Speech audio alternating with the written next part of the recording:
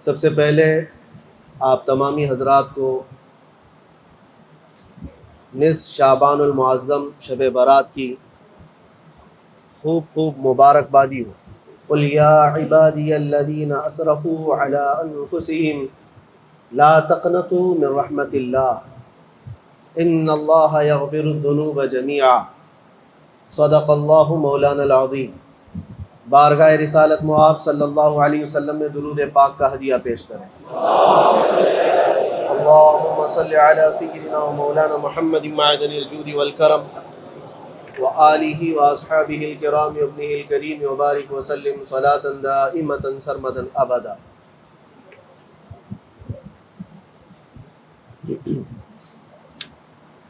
اللہ تبارک و تعالی اس شب کو ہم سب کے لیے خیر و برکت والی شب بنائے۔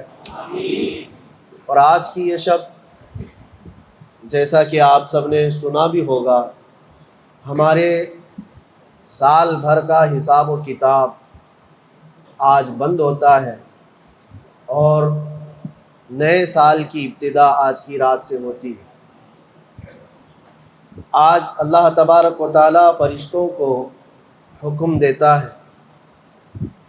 کہ کس کے لیے کتنا رزق اور کس کے لیے زندگی میں کیا کیا کام ہونے ہیں۔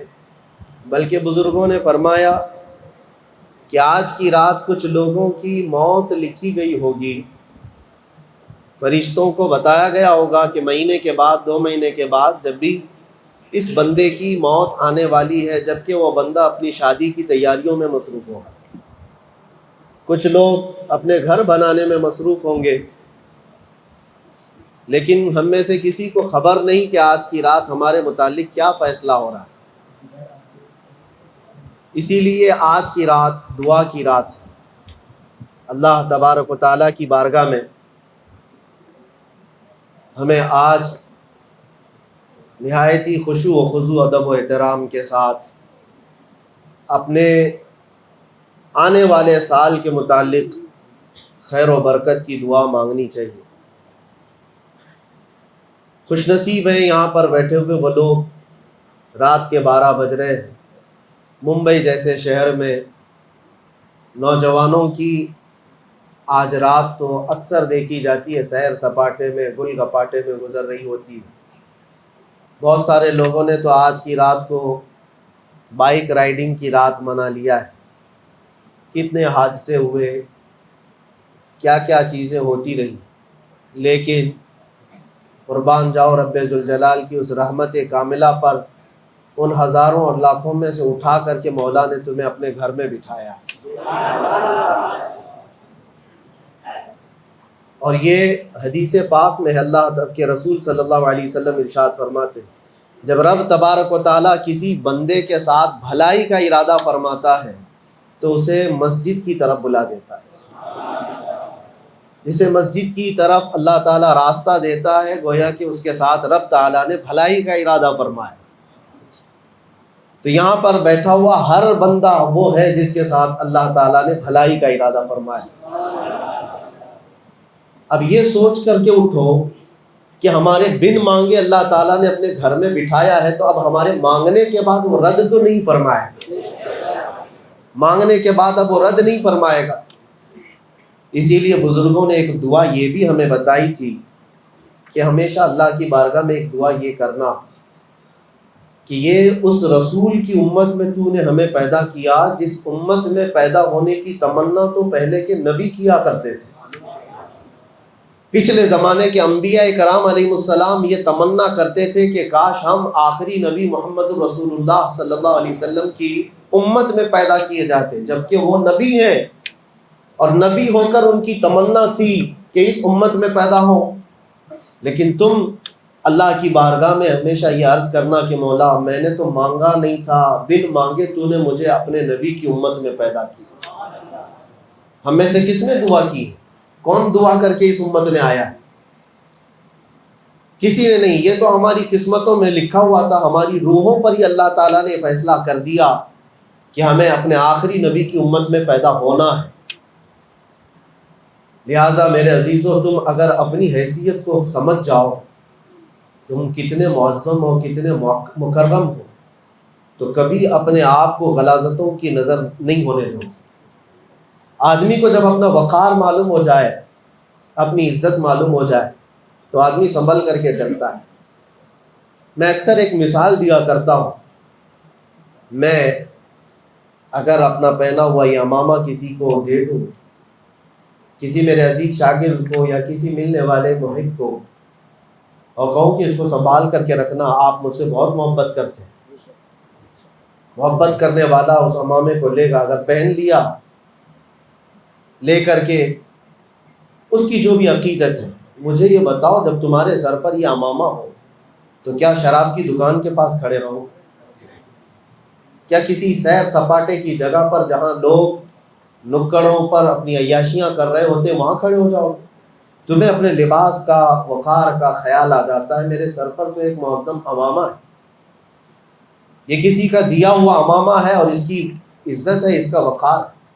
میرے عزیزوں، یہ تو میرا ایک کپڑے کا امامہ ہے، اور میری کیا حیثیت ہے؟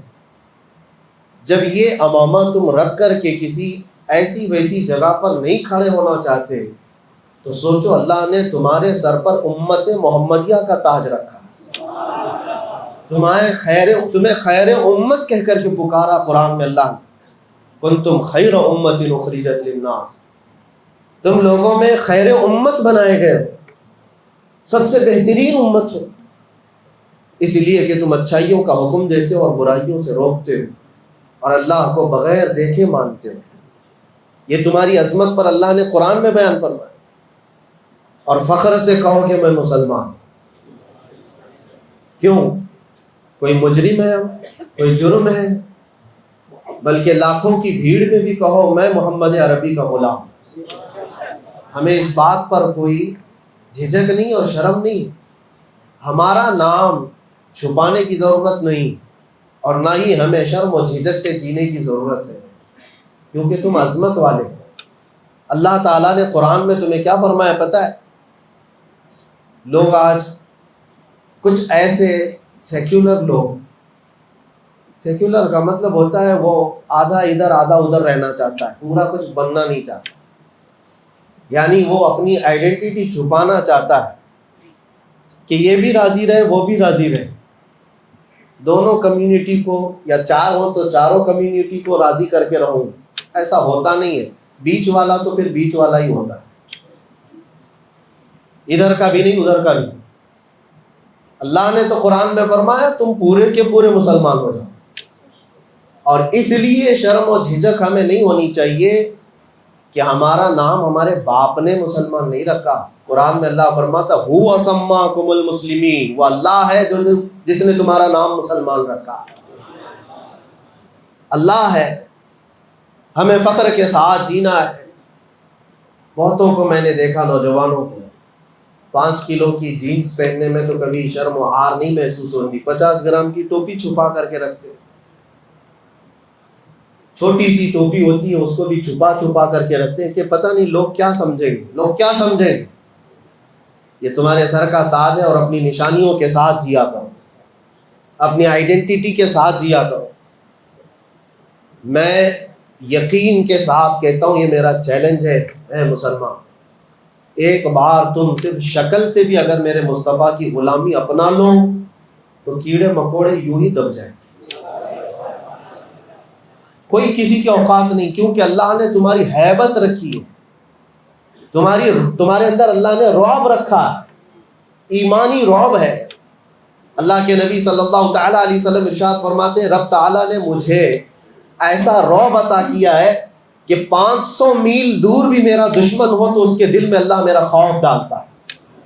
اور یہ خاصہ رسول پاک صلی اللہ علیہ وسلم کا حضور کے صدقے میں ان کی امت کو بھی ملا ہے، ان کی امت کو بھی ملا ہے۔ اور ہم دیکھتے ہیں کبھی کبھار ہم کو احساس ہوتا ہے کہ فلاں کیا کر لیں گے، ان کے پاس اتنی طاقت، ان کے پاس اتنی طاقت، لیکن ہم کو خود نہیں پتا ہوتا ہے ہمارے پاس کیا طاقت ہے۔ ہمارے پاس ایمانی طاقت ہے، عشق رسول کی طاقت ہے، اس میں شرم و جھجک اور حیا کی ضرورت نہیں، علل اعلان فخر کے ساتھ رہنے کی ضرورت ہے۔ میرے عزیزوں، مجھے ایک بات یاد آتی ہے، حالانکہ لباس ہوتا ہے، میں سادہ لباس بھی پہنتا ہوں جب کوئی پہچانتا بھی نہیں، ہم سادے لباس میں بھی رہتے ہیں، لیکن جس وقت مجھے گجرات کے رشتہ داروں نے بہت بھیڑ بھاڑ میں گرفتار کر کے اپنے شہر میں تماشا بنایا تھا، یاد ہوگا آپ کو، آج سے ٹھیک 1 سال پہلے میں قید خانے میں شب برات منا رہا تھا، آپ سے دور تھا، لیکن اللہ شاہد ہے، اللہ شاہد ہے، ہمارے دل میں رب تبارک و تعالیٰ نے ایک بال برابر بھی خوف کبھی نہیں ڈالا۔ میں ایک بات بتا رہا ہوں، وہ اتفاق تھا کہ میں جس حالت میں گھر پہ بیٹھا ہوا تھا اسی حالت میں نکل کر کے گیا، جبہ بھی تھا اور عمامہ بھی تھا، کسی جلسے سے واپس آیا ہوا تھا، اسی حالت میں گئے، اور اسی حالت میں انہوں نے 3 دن تک کپڑے بھی نہیں بدلوائے۔ لیکن ہوا یہ کہ مجھے خود بھی احساس نہیں تھا آگے کتنے چل رہے ہیں، پیچھے کتنے چل رہے ہیں، دائیں کتنے چل رہے ہیں، بائیں کتنے چل رہے ہیں، ہمیں پتہ ہی نہیں۔ ہم کو تو صرف اتنا ہی معلوم تھا کہ میرے ساتھ گنبد خضرا کا مکی ہے، ہمیں تو اتنا احساس تھا، خوف نہ رکھ رضا ذرا، تو ہے عبد مصطفیٰ، تیرے لیے امان ہے، تیرے لیے امان۔ 1-2 پیشی کے بعد جانا آنا ہوا تو کچھ ہمارے رشتہ داروں نے کان میں آ کر کے ہم سے کہا، وہ ہمارے رشتہ دار کان میں آ کر کے کہا، مفتی صاحب اس کورٹ میں بھی آپ گئے، اس کورٹ میں بھی گئے، اب تھوڑا سا ہمارے اوپر بڑے مسئلے آ رہے ہیں، آپ اپنی یہ پگڑی اتار دو، اپنا یہ صافہ اتار دو اور سادے لباس میں ہم ہمارے ساتھ چلیں۔ میں نے کہا سارا مسئلہ تو اسی پگڑی کا ہے، یہ اتر جائے تو پھر کیا مسئلہ ہے؟ اسی سنت مصطفیٰ کے تحفظ اور بقا کے لیے تو ہم لڑتے رہتے ہیں، وہ ناموس مصطفیٰ کا ایک حصہ ہے، رسول پاک کے اخلاق، رسول پاک کی سنتیں، یہ ناموس مصطفیٰ کا حصہ ہے، ہم اس کو بچاتے رہیں گے۔ ہم نے کہا یہ ہم سے نہیں ہوگا، 2 صورت ہو سکتی ہے، ظلم کرنے پر اگر آپ آ جائیں تو پورے کپڑے بھی اتار سکتے ہو، آپ چاہے تو وہ کر سکتے، یا اگر آپ ریکویسٹ کر رہے ہیں تو پھر ٹھیک ہے، ہم عدالت میں اس چیز کو پوچھ لیں گے جج صاحب سے کہ کیا یہ پہننا یہاں پر جرم ہے، اگر وہ کہہ دیتے ہیں تو ہم اتار دیں۔ انہوں نے کہا نہیں، پوچھنے کی ضرورت نہیں، جیسا ہے ویسی پہنے رہیں۔ میرا لباس ہے، میں یہ مثال صرف اس لیے دے رہا ہوں میرے عزیز ہو کہ ہمیں اپنی آئیڈینٹی اور ہمیں اپنی شناخت چھپانے کی ضرورت کیا ہے؟ ارے شرم تو وہ کریں جو ننگے لوگ ہیں، شرم تو وہ کریں جو چھیتڑے پہن کر کے گھومتے ہیں، شرم اس کو کیا آئے جو اخلاق مصطفیٰ پر جا رہا۔ میرے مصطفیٰ کریم صلی اللہ تعالیٰ علیہ وسلم جیسا اس دنیا میں نہ کوئی آیا ہے اور نہ آ سکتا ہے۔ اللہ کے نبی نے فرمایا بعثت لأتمم مکارم الاخلاق، میں تو اس لیے دنیا میں بھیجا گیا ہوں کہ تمہیں دنیا میں سب سے اعلیٰ اخلاق پر لے کر آؤں۔ اللہ کے نبی آئے کس لیے تھے؟ دنیا کو سب سے اعلیٰ اخلاق دینے کے لیے آئے، یہ امت سب سے اعلیٰ اخلاق پر آئے گی۔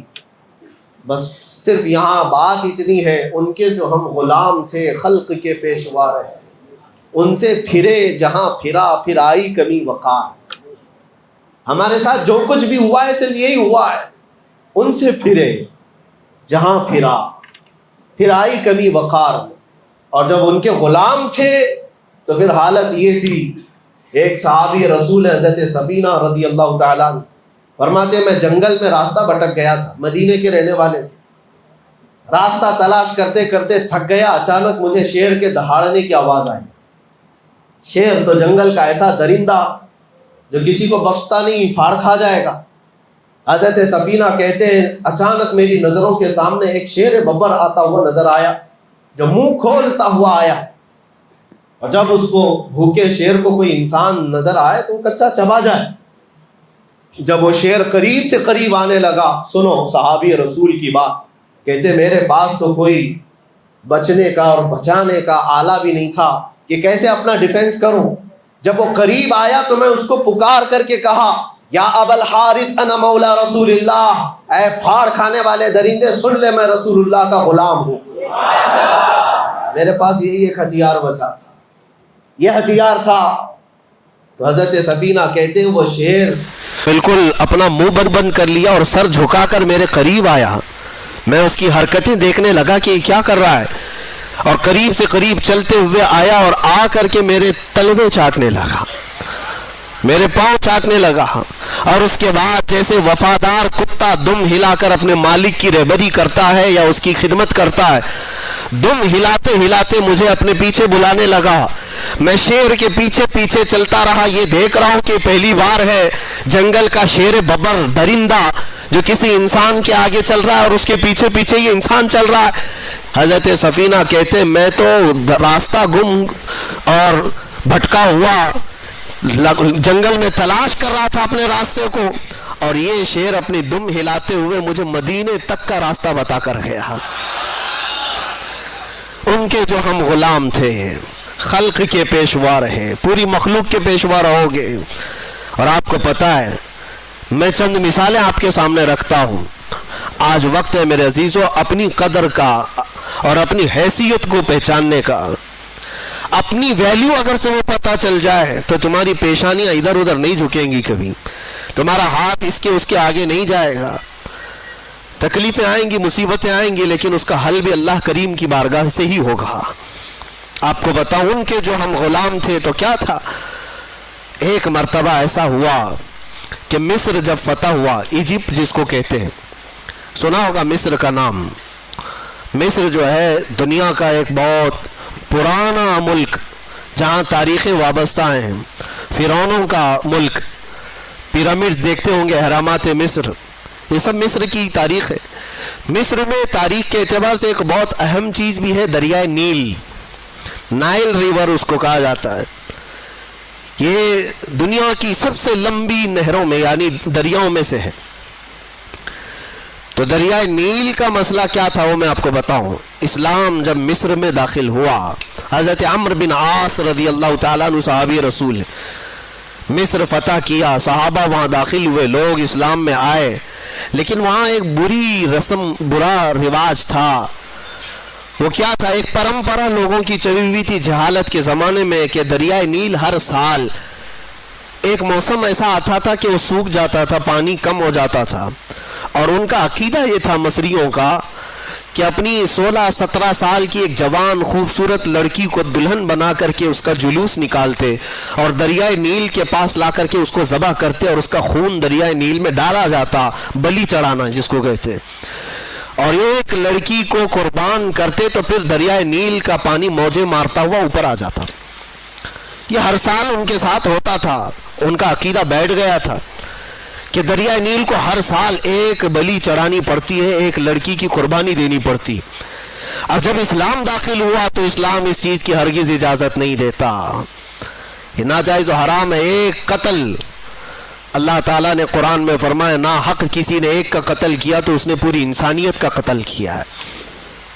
حضرت عمرو بن عاص کے پاس لوگ آئے اور کہا کہ دریائے نیل سوکھ رہا ہے، پانی ختم ہونے کو ہے، کیا کیا جائے؟ آپ نے کہا تو اللہ کی مصلحت ہے، دریا سوکھے گا تو پانی بھی آ جائے گا. کہا نہیں، اس دریا کو ہر سال ایک جوان لڑکی کی قربانی دینی پڑتی ہے، تبھی وہ دریا پھر سے واپس پانی میں موجیں لاتا ہے. آپ نے کہا ایسے کیسے ہو سکتا ہے؟ کہا تاریخ ہے. سب یہی کہنے لگے اور اس کے بعد پانی کی قلت ہوتی گئی تو حضرت عمرو بن عاص گھبرا گئے کہ وہ گورنر ہیں وہاں پر، اب نئے گورنر ہیں، انہیں پورا ملک سنبھالنا ہے. لوگ جب پانی کی شدید قلت کا احساس کریں گے تو پھر کیا ہوگا؟ تو حضرت عمرو بن عاص نے خط لکھا. کس کو؟ حضرت عمر ابن خطاب رضی اللہ تعالیٰ عنہ، امیر المومنین، غلام مصطفیٰ، نبی کریم صلی اللہ علیہ وسلم کے اس سچے جانشین کو خط لکھا جب ان کا دور تھا. کہا کہ یہاں ایک ایسا مسئلہ ہے، دریائے نیل سوکھ جاتا ہے اور ہر سال یہ لوگ ایک 16-17 سال کی جوان لڑکی کی قربانی دیتے، پھر پانی موجیں مارتا ہوا اوپر آ جاتا ہے. اب اس سال کیا کیا جائے؟ ہماری حکومت ہے، اسلام آیا ہے امن و امان کے ساتھ. حضرت عمر بن خطاب کے پاس جب یہ خط پہنچا تو آپ نے جواب لکھا. جواب میں 2 خط لکھے. حضرت عمرو بن عاص سے کہا کہ تم جس طرح سے اسلام کو قائم کیے اسی طرح سے قائم رکھو. شریعت مصطفیٰ کا نفاذ ہر حال میں ضروری ہے. لوگوں کو نماز روزے کی تلقین کرتے رہو. اور ایک خط میں حضرت عمرو بن عاص کو مخاطب کر کے کہتے ہیں حضرت عمر، ایک خط یہ تو میں تم کو لکھ رہا ہوں اور ایک اور خط بھیج رہا ہوں جو دریائے نیل کے نام پر لکھ رہا ہوں. ہے کوئی دنیا میں جو کسی دریا کو بھی خط لکھتا ہو؟ یہ صرف میرے رسول کے غلاموں کا حال ہے. کہا ایک خط میں دریائے نیل کے نام پر لکھ رہا ہوں، یہ دریائے نیل کو دے دینا. اور دریائے نیل کو خط لکھا، بسم اللہ الرحمن الرحیم. اے دریائے نیل، عمر بن خطاب رسول اللہ کا غلام تجھ سے کہتا ہے اللہ کے حکم سے اگر تو بہتا ہے اے دریا تو عمر ابن خطاب کا حکم ہے کہ جیسا بہتا تھا ویسے رواں ہو جا، اور اگر اللہ کے حکم سے نہیں بہتا تو تیرے بوند ایک پانی کے قطرے کی بھی ہمیں کوئی ضرورت نہیں. یہ خط لکھ کر کے بند کر کے دے دیا. حضرت عمر بن عاص کے پاس 2 خط آئے. ایک خط ان کا تھا، پڑھا اور کہا دوسرا خط دریائے نیل کا ہے. حضرت عمر بن عاص نے کہا دریائے نیل کے نام پر بھی خط آیا ہے. لے کر کے گئے اور دریائے نیل میں وہ خط ڈالا. جیسی ہی خط ڈالا روایتوں میں موجود ہے 16 گز پانی اوپر موجیں مارتا ہوا ہے.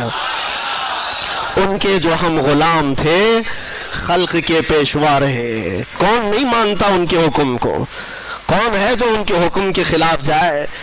دریا ہے. اسی لیے شاعر نے کہا تھا میرے عزیزوں، حضرت سعد بن ابی وقاص ایک اور صحابی ہیں 10 مبشرہ میں سے، یہ عراق فتح کر کے داخل ہوئے تھے. 400 صحابہ ان کے ساتھ تھے. عراق کے بعد جب یہ آگے بڑھ رہے تھے، وہ مسلمان کیسے تھے جن کو اقبال نے کہا تھا تھمتا نہ تھا کسی سے سیل رواں ہمارا، باطل سے ڈرنے والے اے آسماں نہیں ہے ہم، 100 بار کر چکا ہے تو امتحان ہمارا. یہ لوگ کہیں رکتے ہی نہیں تھے، ان کی کوئی سرحد ہی نہیں تھی. ایک علاقہ فتح ہو گیا تو بس کافی ہے نہیں، آگے بڑھنا ہے. حضرت سعد بن ابی وقاص جب عراق فتح کر چکے تو عراق سے متصل ایران بھی ہے جس کو فارس کہا جاتا تھا پہلے. ایران اور عراق کے بیچ میں دریائے دجلہ ہے. اب جب عراق فتح ہو گیا، دریائے دجلہ ہے، دریائے فرات جو بھی دریا ہے اس کے بیچ میں، تو صحابہ نے کہا کہ ہم ادھر بھی جانا چاہتے ہیں، اس علاقے کو بھی فتح کریں، غلامی مصطفیٰ میں شامل کریں. جبکہ فارس کسرا کے پاور کے اندر میں تھا. کسرا اس وقت کے سپر پاور بادشاہ کا نام ہے. جیسے آج امریکہ، لوگوں کے دماغ کے حساب سے، ہمارے حساب سے نہیں، سپر پاور. میرے عزیزوں، سعد بن ابی وقاص سے جب صحابہ نے کہا ادھر جانا ہے، کہا بیچ میں دریا ہے کیسے جائیں گے؟ حضرت سعد بن ابی وقاص نے کہا تم میرے ساتھ چلو گے؟ صحابہ نے کہا کیسے؟ ادھر ایرانی فوج نے جتنے برج تھے دریا کے اوپر پار کرنے والے سب توڑ ڈالے تھے. جو لکڑیوں کے تھے وہ جلا ڈالے تھے، سب ختم کر ڈالے تھے، کیونکہ انہیں ڈر تھا یہ محمد عربی کے غلام ہیں، رکتے کہیں نہیں ہیں، یا اگر ادھر سے ادھر کراس کر کے آ گئے تو ہماری بھی خیر نہیں. سب توڑ ڈالے. اس کے بعد وہ ایرانی فوج کی تاریخ بھی موجود ہے تاریخ طبری میں. وہ لوگ دیکھتے رہے تماشا کہ یہ 400 لوگ کیا کر پائیں گے دریائے بیچ میں. حضرت سعد بن ابی وقاص نے اپنے صحابہ سے کہا چلو. سب نے پوچھا نہیں کیسے جانا ہے. اپنے قائد، اپنے جو لیڈر تھے حضرت سعد بن ابی وقاص سپہ سالار، ان کے پیچھے چل پڑے. پھر کسی نے پوچھا کس راستے سے جا رہے؟ سعد بن ابی وقاص نے کہا دریا سے جائیں گے. اور کیسے جائیں گے؟ گھوڑوں پر بیٹھے ہوئے ہیں، دریا سے جانے کی بات کرتے ہیں. کیا تمہارا گھوڑا اتنی چھلانگ لگائے گا کہ اس دریا کو کراس کر جائے گا؟ سعد بن ابی وقاص نے کہا کوئی چھلانگ لگانے والا گھوڑا نہیں، چل کر کے ہی جائے گا. یہ تاریخ میں پہلی بار ہو رہا ہے. سعد بن ابی وقاص نے کہا میرے پیچھے چلو. صحابہ نے سب اپنے اپنے گھوڑے ان کے ساتھ لگا دی. سعد بن ابی وقاص کا گھوڑا پہلی مرتبہ دریائے دجلہ پر پاؤں رکھتا ہے، آپ نے اللہ اکبر کہا. دوسرا پاؤں رکھتا ہے، آپ نے اللہ اکبر کہا. صحابہ نے دیکھا سعد ابن ابی وقاص کا گھوڑا دریائے دجلہ پر چلتا